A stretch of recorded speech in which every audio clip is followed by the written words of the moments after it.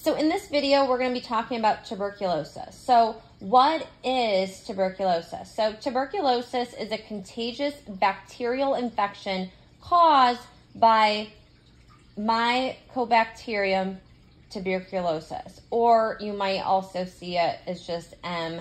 tuberculosis. So this mainly affects the lungs, more of that upper region, but once it's in the body, it can spread to the lymphatic system and then can travel to the brain, joints, liver, spine, and kidneys. Because once these bacterial spores are inhaled, like I said, it can spread to that lymphatic system and bloodstream. The white blood cells respond by kicking out the infection to protect the body from the invaders, those invaders of that bacteria.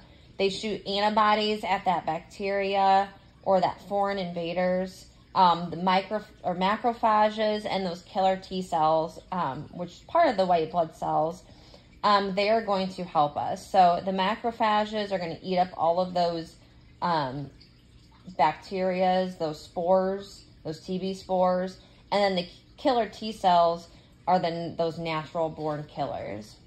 So all those guys are going to work together to kill that TB. But unfortunately, they can't. So because they can't, they end up quarantining it. And so they're like, fine, we tried to kill you, we can't, we're going to put you kind of in this, quote unquote, we're going to put you in jail. So they're going to quarantine these spores, these TB spores, into a granuloma prison. So it cannot spread anymore. So this little granuloma is going to end up showing as a circular dot on a chest x-ray. And this is going to help with the diagnosis of TB. So before we go any further, what is this Mycobacterium tuberculosis? So this is actually an acid-fast bacteria. So this is actually going to stain a bright red color in the lab under the microscope.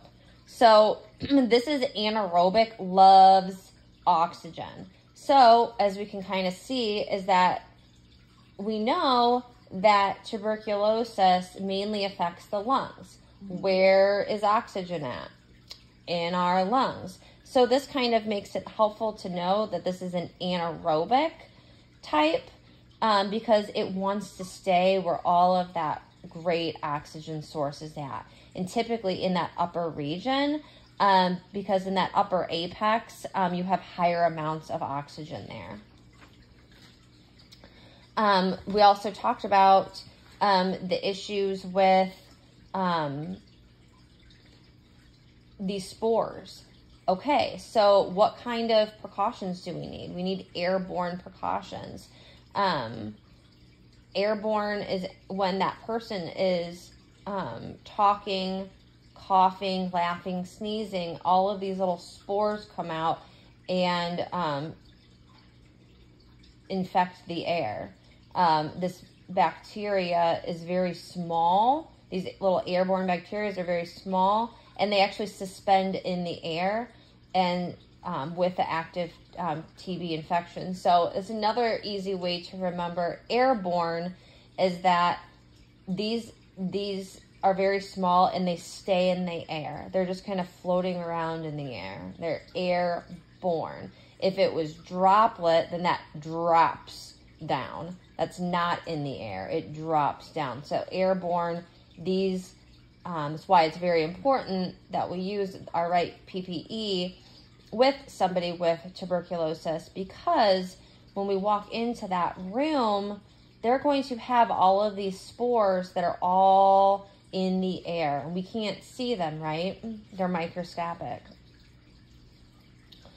So some proper airborne precautions would be wearing a respirator like that N95 mask, special ventilation in a negative pressure room for the patient. We want to keep their door closed. We want to keep their windows closed as well. If they were to go out for any type of special type of procedure or leave their room in any type of way, they need to wear a surgical mask. They do not need an N95. They only need a surgical mask. So just kind of going back to what we were talking about when this microorganism, this TB infects. So if this patient has a decreased immune system or is an immunosuppressant, they will have less white blood cells to fight, right? So that makes sense. So if they have a decreased immune system, they're not going to have a lot of white blood cells to fight. So they're going to have less macrophages, right? And less killer T cells. So the granuloma dot will not be there. That is very important. And when you think about that, that makes sense because the macrophages and those killer T cells are in a normal immune efficient person is going to be trying to attack, trying to kill these TB spores, right? But they can't. So they end up, like we said, they put them in the granuloma prison, and it's going to be kind of seen as this dot on that x-ray, right? But in somebody that has a decreased immune system or maybe is on immunosuppressants due to maybe being prior, sick with something else, they're not going to be having all those white blood cells to, hey, I'm going to come and, we got to get to work, and trying to kill this invader that's, entered our body. They're not going to have that. So they're not going to have this granuloma is not going to be formed. So that dot is not going to be there. So what are some of the risk factors? So some of the risk factors, we can use the acronym TB risk, and that would be tight living quarters. So this could be maybe like third world countries. This does happen in the United States. A lot of times we think of TB happening in more of the third world countries, though. Houses that are stacked on top of each other, poor living conditions in that sense. This could also be like in maybe even prisons too, or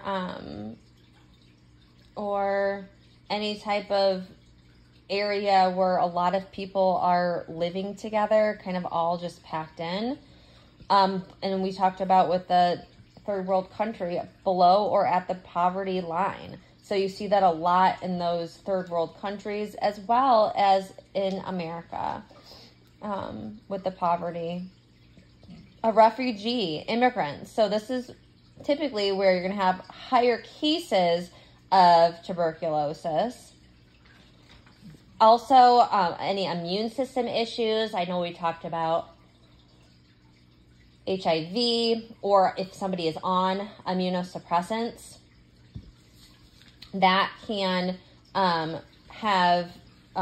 put them more at a risk factor of getting this because of their immune system is down. Substance abusers like alcoholics and HIV or IV drugs. Then kids that are less than 5 years old and their immune system, because their immune system isn't fully developed yet and they are weak. So some signs and symptoms would be like night sweats, anorexia and weight loss, cough and hemoptysis, which is that blood-tinged sputum.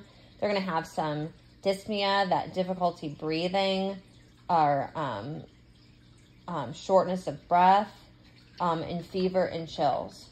And very important to remember that terrible cough and blood-tinged sputum. And if they have that fever, night sweats, and weight loss, that is very entailing of a very bad infection. It is very important to make a priority to ensure that airborne precautions are put into place, like what we said, especially if it is suspected. So we talked about how this is airborne because those droplets are in the air. We talked about how they need to wear, staff must wear an N95, negative pressure room. The patient needs to be wearing a surgical mask, and that door must be closed. So some questions that we can ask on admission when we're getting somebody that may be suspected of possibly having it, or we're just asking on admission in general. Have you traveled outside the U.S. or lived outside the U.S.? How long and where?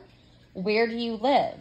Maybe long-term care. Remember, that was another one I could have said too. Long-term care. When we were talking about close living quarters as being a risk factor in prisons. Any IV drug use and what type? Were you foreign born? Because we always want to ask this question if you were not born within the United States, because in some countries they do have a tuberculosis vaccine. It's called the BCG vaccine. This is not given in the U.S. But it is very important to note that once a person has been given this vaccine, this BCG vaccine, they will always have a positive, but it's false, TB skin test. So we do not ever want to do a man-to test on them for people that have had this BCG vaccine. It's better for them to have a blood test, more of like that gold, that TB gold test, and probably just an x-ray to make sure that rule out the TB. Excuse me. And then also ask if they have any current signs and symptoms as well, if they do have a positive reaction to that as well. So let's talk about some active TB signs and symptoms. So active TB signs and symptoms. So we talked about a few of those earlier. So that would be coughing that lasts 3 or more weeks. Okay. Also coughing up blood, fever, those night sweats, fatigue, and this could be with that chest pain, and we talked about that breathing difficulty or that shortness of breath, that loss of appetite, chills, and unintentional weight loss.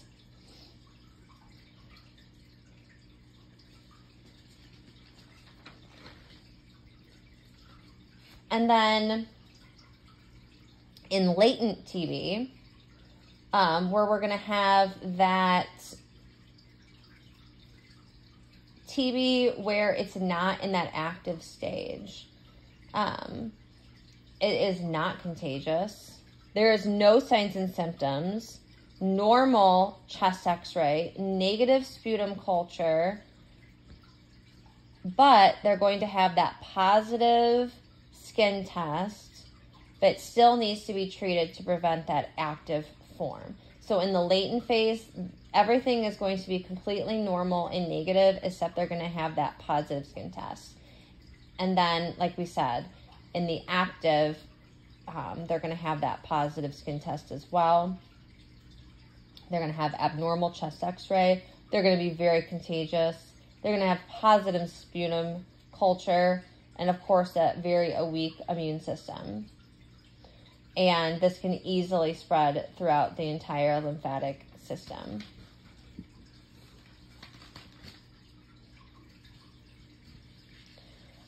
So some of the diagnostics that we can do is an intradermal skin test.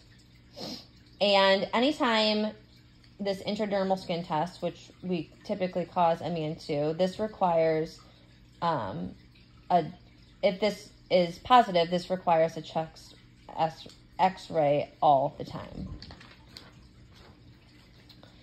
And the intradermal skin test is done by intradermal injection, and this typically needs to be read within 48 to 72 hours after that injection. If it is positive, it will show a red raised lump called an induration. And if it measures 15 mLs or more, that is indicates a positive in everyone. But if it measures 10 mLs or 10 mm's or more, that is indicated more in immigrants, IV drug users, maybe living in tight living quarters, and a child less than 4. If it measures 5 mm or more, that indicates a positive in a person who has HIV or somebody that has had contact with a tuberculosis patient, maybe an organ transplant or on immunosuppressants. A positive result, just in general, does not ever mean active tuberculosis, because we still need to get that chest x-ray and that sputum culture.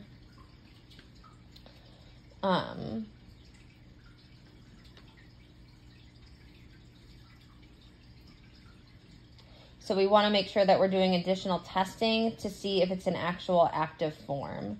And like we talked about, that active form is going to be that cough, fever, weight loss, those night sweats, probably coughing up that blood too.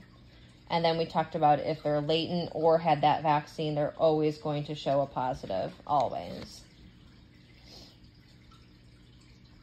And then if they do have a positive reaction, that chest x-ray is always going to be done to rule out active TB and also sputum culture tests. So what is this skin test, this MAN2? So we said this is an intradermal test. So this is where the patient is injected with purified protein derivative with a TB needle in the inner part of the forearm. And then we're also going to use sputum culture diagnosis. So the best way to retrieve this is the early morning. We're going to use sterile sputum specimen for 3 consecutive days, and this is going to help diagnose that tuberculosis. So those sputum cultures are taken until 3 negative cultures, and also family members should also be tested as well. We can also do, like we said, if they're going to have a positive reaction, or we don't want to do the skin route based on, maybe immunosuppressive issues, or if they've had that TB vaccine from another country, we can do that interferon or that quantiferon, that TB gold test. Some people opt for this blood test because it does not require being read. And it's great for people, obviously, who've had this vaccine as well. But it does not tell if a patient has latent or active TB. So if there is a reason that they need to have this done, they're still going to need a chest x-ray and a sputum culture if it comes back positive. And then just getting back to that sputum culture, we talked about how this, the M tuberculosis is that acid fast smear because it's that anaerobic. This is going to be obtained by the patient coughing up for that sputum sample, or it might need to be obtained through a bronchoscope.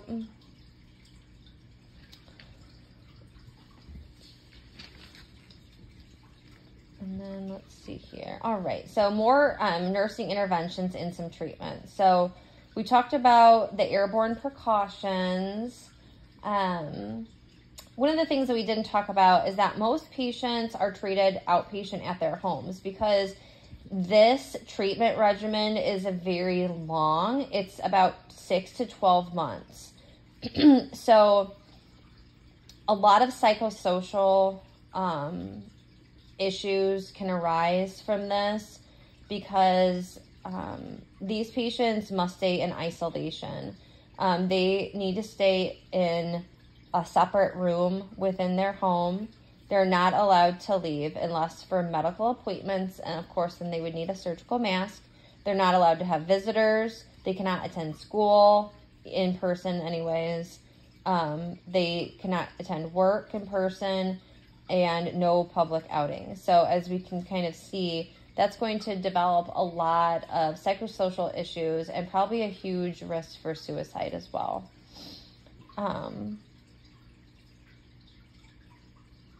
If the patient does cough, they need to sneeze into a paper towel and either flush that or put that into some type of airtight bag and then dispose of that.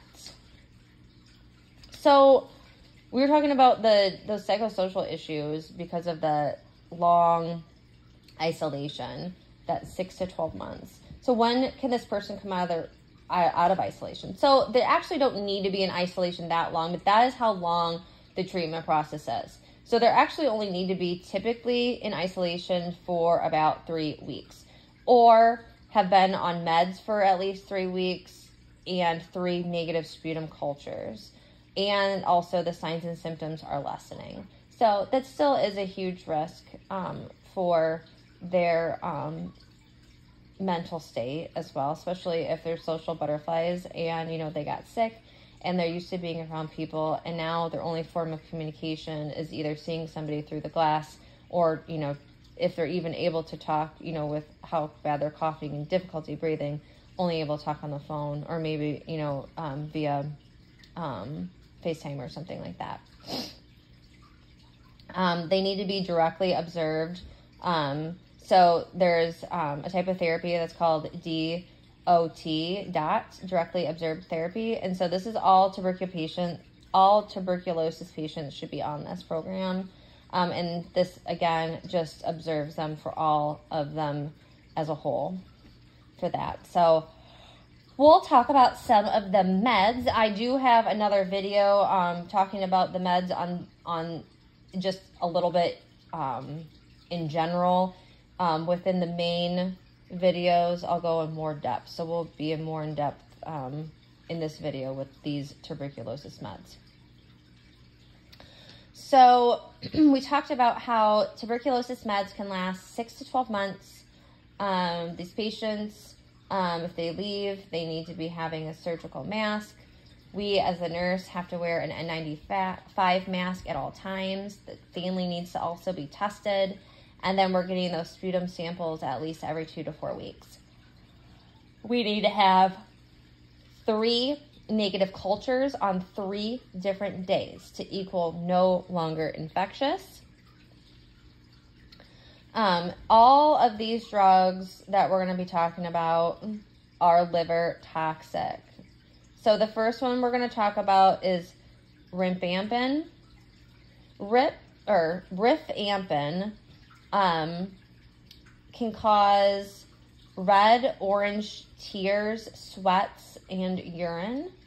That is normal. So we need to explain to our patients that your tears, your urine, your sweat may turn red. And because of this, it can also discolor contacts. So we want to instruct them that they probably just want to wear glasses during this time. It's probably the best thing for them. Also, if they're on oral contraceptives, this medication could cause those to be ineffective. So they need to use non-hormonal backup birth control during this time.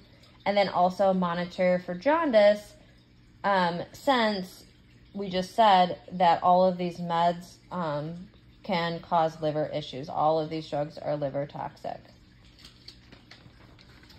And then the isoniazide, or isoniazide, this INH, sorry.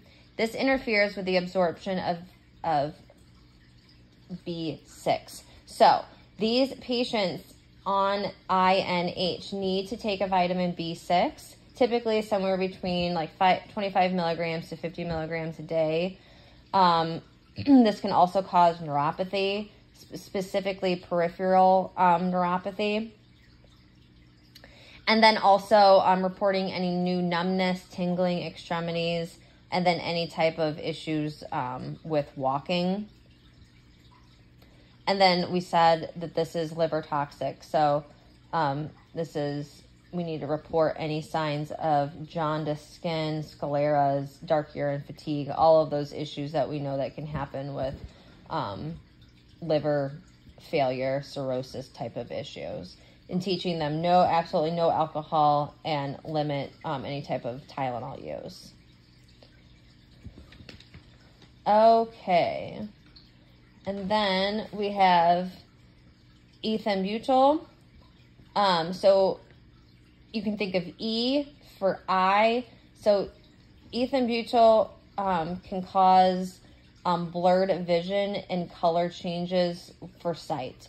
So we need to make sure that they're getting good eye appointments and eye exams, and checking up on the baselines of those with the eye doctor,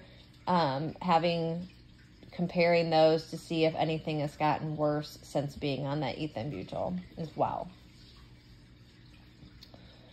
Okay. Because that's causing inflamed optic nerve issues, and that's what's causing that issue. Okay, and then we have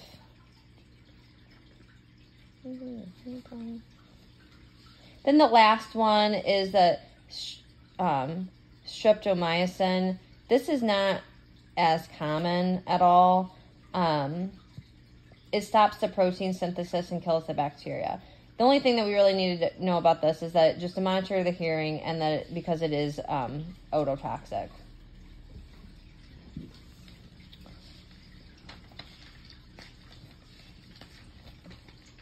And I believe that wraps that up.